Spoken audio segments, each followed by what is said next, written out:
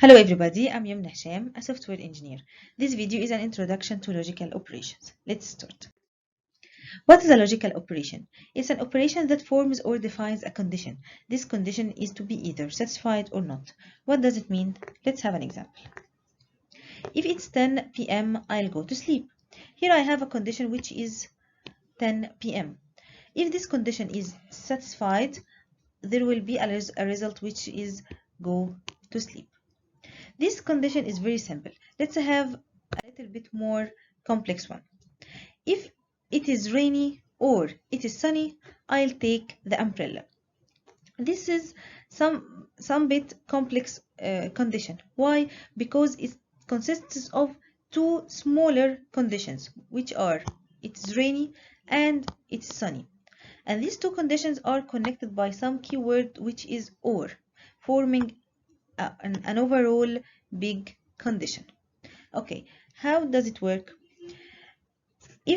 I will check if it is rainy or not, and if it is sunny or not, and accordingly take umbrella or not. If it's rainy and it's sunny, I'll take the umbrella.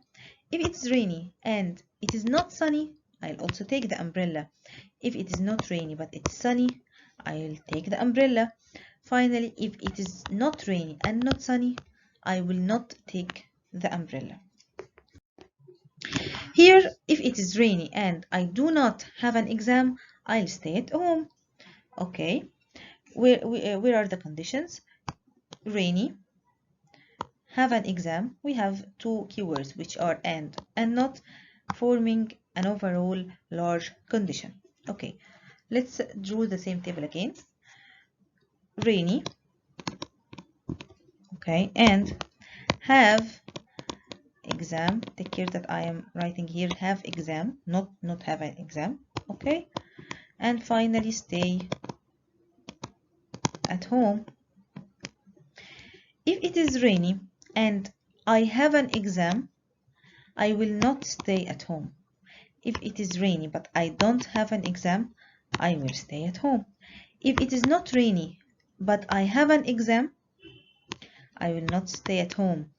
If it is not rainy and I don't have an exam, I also will not stay at home. From the previous examples, we can conclude that there are three main logical operators, which are and, or, and not. How each of them is working? For and, the all subconditions must be satisfied to say that the overall condition is satisfied. Only one no is sufficient to say that the whole condition is no. For or it is the opposite. Only one yes is sufficient to say that the overall condition is yes. The overall condition is not satisfied if all of them are not satisfied. Regarding not, it's not a connecting operator between two conditions, but it negates a certain one. It's put before a condition to say that it gives the opposite meaning. It turns the yes to no and the no to yes.